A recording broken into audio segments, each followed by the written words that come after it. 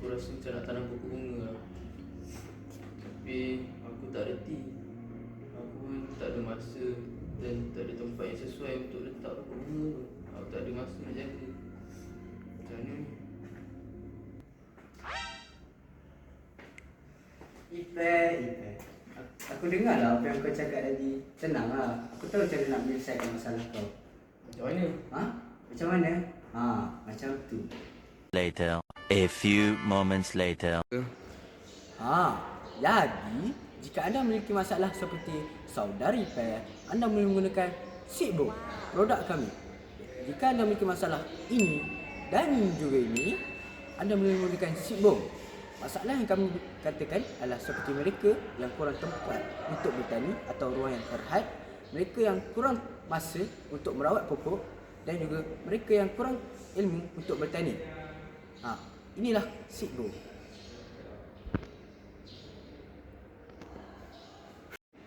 Ha, jadi saudara Ipeh, adakah anda memiliki masalah untuk menanam pokok? Ya, saya mempunyai banyak masalah untuk menanam pokok. Saya tiada masa untuk menanam pokok tersebut.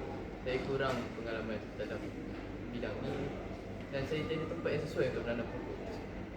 Oh, jadi apa yang saya dapat dengar, anda kurang masa untuk menanam pokok. Ya. Anda tidak tahu cara menanam pokok yang betul. Betul. Dan anda kurang tempat atau terhad. Ya. Jadi, apa yang saya dapat rungkaikan, jawapan untuk masalah anda adalah Seatbone. Seatbone? Sebelum ni apa? Ha, jadi Seatbone ini merupakan campuran daripada tanah kompos, baju kompos dan juga kopi. Oh, begitu. Ha. Stop lah. Antara bahan yang akan kami gunakan dalam penghasilan produk Seatbone kami ini termasuklah tanah kebun yang berfungsi sebagai bahan pengikat yang mempunyai struktur yang kukuh dalam produk Seatbone kami ini. Selain itu, tanah loam yang menjadi medium utama kerana mempunyai keseimbangan pasir, kelodak dan tanah liat yang membantu memberikan nutrien serta menjaga kelembapan air.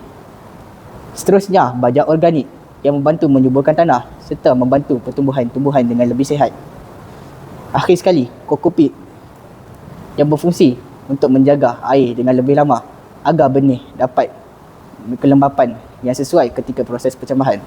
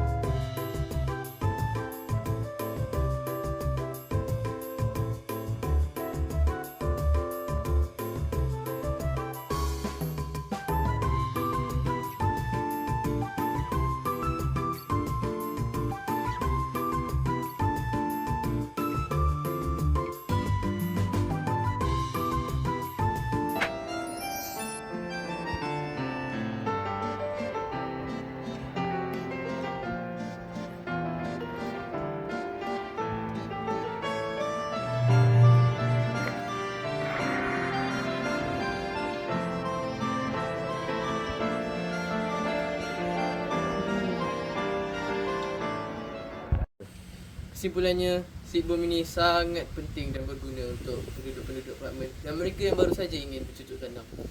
Ia sangat mudah untuk pengguna-pengguna baru.